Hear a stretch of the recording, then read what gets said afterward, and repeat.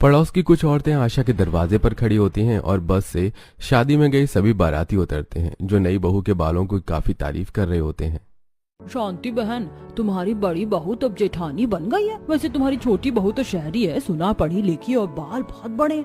अब तो तुम्हारी शहरी बहू तुम्हारी गांव वाली बहू को दबा के रखेगी। बहन, लंबे बाल छोटे बाल से क्या ही फर्क पड़ता है, इंसान के गुण देखे जाते हैं। देख लो बड़ी बहू, तुम्हारी देवरानी हर चीज में तुमसे अच्छी है, कहीं वो तुम्हें नचा के ना रखे। ऐसा बिल्कुल नहीं है आंटी, मेरी छोटी भाभी का स्वभाव बहुत अच्छा है।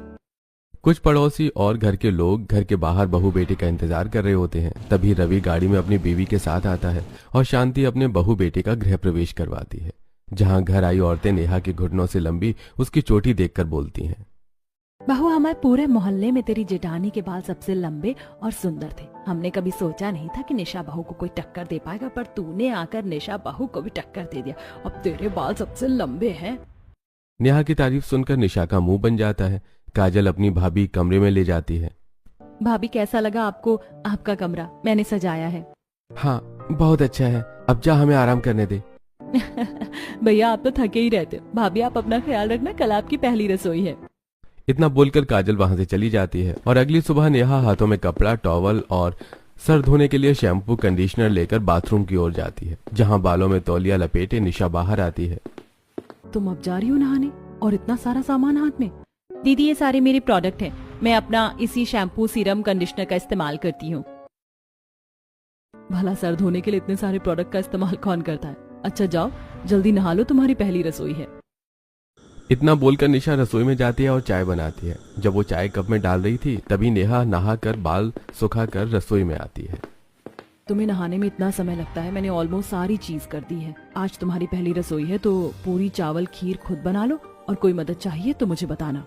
दीदी, मेरे बाल बहुत लंबे हैं, सर धोने में बहुत समय लग जाता है। ऊपर से इन्हें आज सुखाना भी था जल्दी। अब अपनी पहली रसोई में गीले बाल लेकर तो नहीं आ सकती थी ना। निशा हाथों में चाय की ट्रे उठाती है और नेहा से कहती है, हाँ हाँ, पता है, तुम्हारे बाल घुटनों से भी लंबे हैं और लग जाता होगा टाइम, पर मेरे भी बाल कोई छोटे नहीं, कमर से नीचे आते हैं। पर मुझे देखो, मैं सब कुछ कितनी जल्दी कर लेती हूँ, और मुझे तुम्हारी तरह इतने सारे प्रोडक्ट लगाने की जरूरत नहीं पड़ती। मेरे बाल तो नेचुरल ही सुंदर हैं। इतना बोलकर निशा चाय लेकर वहां से चली जाती है और लिविंग हॉल में बैठे सास ससुर और अपने पति को चाय देती है। वहीं नेहा अपनी पहली रसोई के लिए खाना बनाती है। कुछ देर में पूरा परिवार साथ मिलकर खाना खाता है। अरे बहू, तुम तो बड़ी बहू की तरह बहुत अच्छा खाना बनाना जानती हो। मुझे उम्मीद नहीं थी कि शहरी बहू पढ़ी लिखी होने के साथ साथ इतना अच्छा खाना बनाना भी जानती होगी। पापा, नेहा भले ही शहरी है पर वो हर चीज में परफेक्ट है, चाहे फिर ऑफिस हो या रसोई। ये तो बहुत अच्छी बात है, लड़कियों को सब करना आना चाहिए। अपने ससुराल वालों की तारीफ सुनकर नेहा को बहुत अच्छा लगता है। इसी तरह 2 दिन बीत जाते हैं और एक बार फिर नेहा अपने बाल धोती है और छत पर जाकर बैठ जाती है। तभी कपड़े लेकर निशा ऊपर जाती है और कपड़े तार पर सुखाते हुए बोलती है, बाल खोलकर ऐसे छत पर क्यों बैठी हो? दीदी, क्या करूं, घुटनों से लंबे बाल है ना, सिर्फ धोने में दिक्कत नहीं होती है बल्कि सुखाने में भी दिक्कत होती है, इसीलिए सोचा बाल खोलकर छत पर बैठ जाऊं। नेहा बहू, जानते हैं हम तुम्हारे बाल सुखाने में पूरा दिन लग जाता होगा, पर यहाँ की औरतों की नजर बहुत खराब है। निशा सही कह रही है, ऐसे बाल खोलकर छत पर मत बैठो। मेरी बेटी के पास एक मशीन है, वो तो अपने बाल उसी सुखा लेती है। तुम भी वही मशीन ले लो, मैं अपनी बेटी से पूछकर बता दूंगी तुम्हें। ऐसे छत पर बाल खोलकर बैठोगी तो ऐसे ही सब बकवास करेंगे। तो क्या हो गया दीदी, हमारे पड़ोसी ही तो है। बहू, ना सिर्फ तुम्हारे बाल अच्छे हैं बल्कि तुम्हारा स्वभाव भी बहुत अच्छा है। तुम्हें पता है, अपने जमाने में मेरे बाल तो तुम्हारे बाल से भी लंबे थे और मैं भी इसी तरह बाल खोलकर सुखाती थी।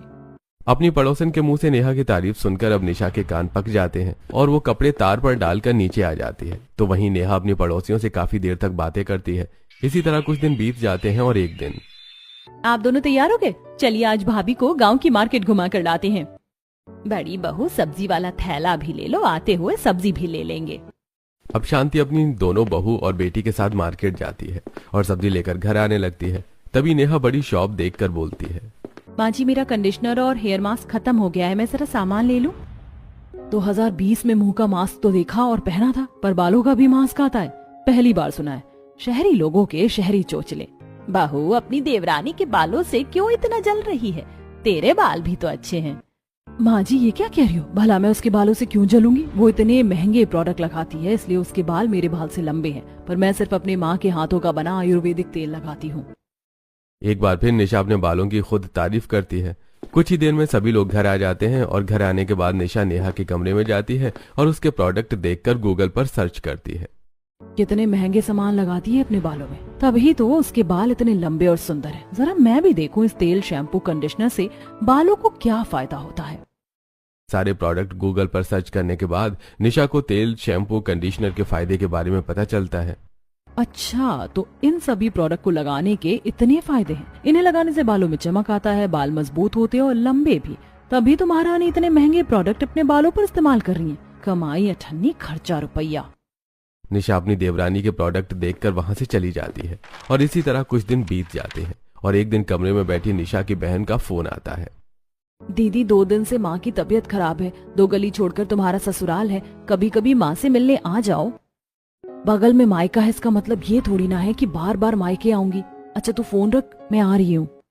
कुछ देर में निशा अपने मायके जाने के लिए तैयार हो जाती है और जब पूरा परिवार एक साथ टीवी देख रहा होता है तो माँ जी, मेरी माँ की तबीयत ठीक नहीं है, मैं मायके जा रही हूँ। शाम तक या कल सुबह तक आ जाऊंगी। दीदी, बालों का जूड़ा बना लो। आप ही कहती हो यहाँ की औरतों की नजर अच्छी नहीं है, और आप अकेले क्यों जा रही है? रवि जी छोड़ आएंगे। नेहा भाभी के बालों को कुछ नहीं होगा। भाभी का मायका 2 गली छोड़ कर ही है, मुझे जाने की क्या जरूरत है। निशा अपनी देवर देवरानी की बात सुनकर मुंह बनाकर अपने मायके जाती है और सारी रात अपनी माँ के पास रहती है। उन्हें समय पर दवाई देती है और अगले दिन चारपाई पर बैठी माँ। तुझे देख कर ही मैं ठीक हो जाती हूँ, पर तेरे बाल कैसे हो रहे? तेल लगाना बंद कर दिया क्या? कोई नहीं, आ बैठ, मैं तेरे सर की चंपी कर देती हूँ। निशा तेल लेकर बैठ जाती है और उसकी माँ चंपी करती है।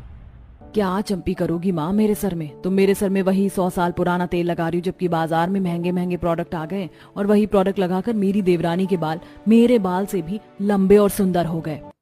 दीदी, ये महंगे प्रोडक्ट बस कुछ दिनों के लिए होते हैं। बेटा, सबके बाल अलग होते हैं। क्या हुआ अगर तेरी देवरानी के बाल तुझसे अच्छे हैं तो तेरे बाल कोई खराब थोड़ी ना है। निशा अपनी माँ से चंपी करवाती है और एक तेल की शीशी लेकर अपने ससुराल आती है और वो देखती है कि उसकी देवरानी अपने कमरे में शीशे के सामने खड़ी होकर बालों में सीरम लगा रही है। ये अपने बालों का कितना ख्याल रखती है। अगर मैं भी इसकी तरह महंगे प्रोडक्ट इस्तेमाल करूं और अपने बालों का ऐसे ही ख्याल रखूं तो मेरे बाल इससे भी अच्छे हो जाएंगे। अपनी देवरानी को बाल में सीरम लगाता देखकर निशा मौका देखकर उसकी गैर मौजूदगी में अब छुप छुप कर नेहा के शैम्पू, कंडीशनर, हेयर मास्क इस्तेमाल करती है। ऐसे ही एक दिन।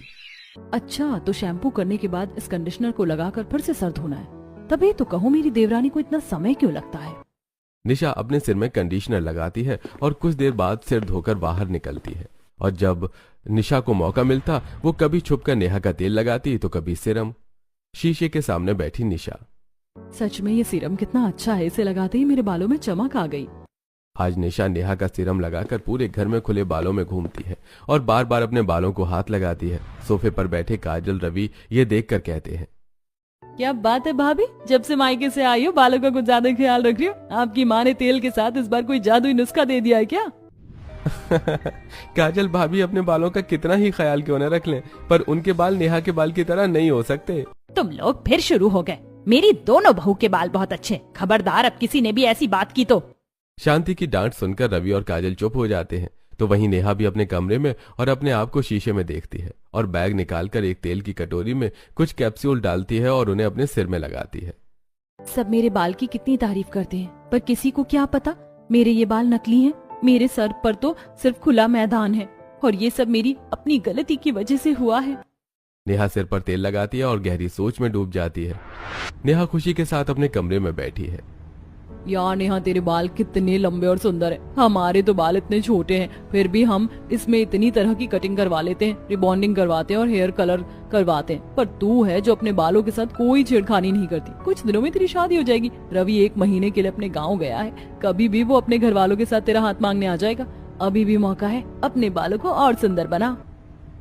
तो शायद सही बोल रही है। आखिर गाँव के लोगों को भी तो पता चले कि शहरी लड़कियों के बाल कैसे होते हैं। नेहा अपनी दोस्त की बातों में आकर उसके साथ सैलून जाती है और रिबॉन्डिंग के साथ हेयर कलर करवाती है। मैडम, इसके साथ आपको कंडीशनर, शैम्पू, सीरम लिख कर दे रही हूँ, उन्हीं का इस्तेमाल करना, कोई दूसरे और प्रोडक्ट इस्तेमाल मत करना। कुछ देर में नेहा प्रोडक्ट लेने के लिए एक बड़ी सी दुकान पर जाती है और वो बिना एक्सपायरी डेट देखे अपने बालों के लिए महंगे प्रोडक्ट लेकर घर आती है। और घर जाकर 2 दिन बाद अपने सिर में वो तेल, शैम्पू, कंडीशनर, सीरम इस्तेमाल करती है और कंघी करते हुए उसके सारे बाल उसके हाथों में आ जाते हैं। माँ, मेरे बाल! तूने ऐसा कौन सा प्रोडक्ट लगा लिया जो रात भर में तेरे सारे बाल उड़ गए? इन सब की तो एक्सपायरी डेट है, तभी मैं बोलूं इनको लगाती। मेरे सर में खुजली क्यों हो रही थी? मुझे सर धोने के बाद कंडीशनर, सीरम लगाना ही नहीं चाहिए था, पर मुझे लगा इन्हें लगाने से मेरी खुजली बंद हो जाएगी। पर मैं ये नहीं जानती थी कि मैं गंजी हो जाऊंगी। नेहा अपना गंजा सिर देखकर रो रही होती है। तभी रवि का फोन आता है और वो नेहा की खुशखबरी सुनाता है, जिसे सुनकर नेहा और परेशान हो जाती है। अब मैं क्या करूं माँ? मेरे सर में पहले जैसे बाल आने में पता नहीं कितने साल लग जाएंगे, और अगले ही हफ्ते रवि अपनी फैमिली के साथ आ रहा है। तू फिक्र मत कर, मैं तुझे डॉक्टर के पास ले जाऊंगी, और जब तक तेरे बाल नहीं आ जाते तू विग लगा के रखना, किसी को कुछ पता नहीं चलेगा। पुराने दिनों को याद करके नेहा की आंखें भर जाती हैं और वो अपने विग में तेल और सीरम लगाकर उसे पहन लेती है और घर वालों के सामने आती है। इसी तरह कुछ दिन बीत जाते हैं और नेहा देखती है कि उसकी जिठानी अपनी माँ का बनाया हुआ तेल काजल को लगा रही है। बाकी सब भी लिविंग हॉल में बैठे हैं। भाभी, आप कौन सा तेल लगाती हैं? पूरे घर में बदबू आ जाती है। देवर जी, ये मेरी माँ ने खुद घर में बनाया, 100 साल पुराना नुस्खा है। इसे लगाने से काजल के बाल पहले से अच्छे हुए हैं। बहू, घर की बनाई नेचुरल चीज ही अच्छी होती है, ना कि बाजार की। पर शहर में नौकरी करने वाले को क्या पता। सुन लिया भैया, पापा ने क्या बोला? अपने ससुर की बात सुनकर अब नेहा की नजर अपनी जिठानी के तेल पर पड़ती है और वो मौका देखकर अपनी जिठानी का तेल चोरी कर लेती है और कमरे में खिड़की दरवाजे बंद करके विग को निकाल कर बेड पर रख देती है। ये महंगे प्रोडक्ट और दवाइयाँ तो मेरे किसी काम के नहीं। क्या पता दीदी का ये तेल मेरे उजड़े चमन पर खेती ला दे। नेहा सारे प्रोडक्ट यूज करके थक चुकी थी, इसलिए वो अपनी जेठानी का तेल चोरी कर लेती है। इस तरह कुछ दिन बीत जाते हैं और एक दिन नेहा बाथरूम में बैठकर अपना विग धो रही होती है। पता नहीं कब मेरे सर में बाल आएंगे और मुझे इस विग से छुटकारा मिलेगा। इतनी मेहनत तो कभी मैंने अपने सर को धोने में नहीं की, जितना इस विग को नेचुरल दिखाने के लिए करना पड़ता है। नेहा विग को अच्छे से शैम्पू करती है, कंडीशनर लगाती है और बाथरूम में उसे हैंगर पर सूखने के लिए रख देती है। तो वहीं बाहर से शांति जोर जोर से दरवाजा पीटती है। बहू, और कितना समय लगेगा तुझे नहाने में? सही बोलती है बड़ी बहू, तू बड़ा समय लगाती है। 10 मिनट और निकल रही हूँ। ये विग जल्दी सूखती क्यों नहीं है? गीली लगाऊंगी तो गिरने का डर है। अब कुछ ही देर में नेहा अपनी विग लगाकर बाहर आती है और कमरे में जाकर फिर से विग को निकालती है और उसे हैंगर पर टांगकर हेयर ड्रायर से सुखाने लगती है। इसी तरह कुछ दिन बीत जाते हैं और एक शाम जब पूरा परिवार एक साथ बैठा होता है तो माँ, भाभी, एक बहुत बड़ी खुशखबरी है। भैया ने भी मेरी तरह कंपनी स्विच कर ली है। अब वो भी हमारे साथ गांव में रहकर ही काम करेंगे। आज शाम तक भैया आ जाएंगे, तो क्यों ना हम सब कल बाहर पिकनिक पर चलें? हाँ, ये तो बहुत अच्छी बात है बेटा। अब मेरा पूरा परिवार एक साथ यहीं गांव में रहेगा। पूरा परिवार सुमित के आने से काफी खुश होता है। तो वहीं निशा पूरे घर में अपना तेल ढूंढ रही होती है। क्या हुआ भाभी? भैया के आने की खुशी में इतनी पागल हो गई कि अभी से ही भैया को घर में ढूंढ रही हो।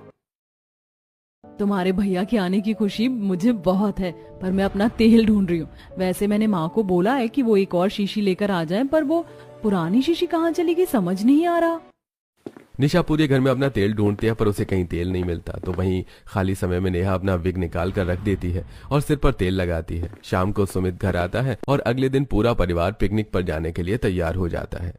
मैं पहले ही थका हुआ हूँ, सोचा था एक दिन आराम करूंगा, पर यहाँ गाड़ी में सामान रख रहा हूँ। और कितना सामान है? भैया पिकनिक बनाने जा रहे हैं, खाने पीने का सामान तो लेकर ही जाएंगे ना। कुछ ही देर में पूरा परिवार एक पिकनिक स्पॉट पर जाता है और वहां चादर बिछाकर खाने पीने का सामान निकाल लेते हैं।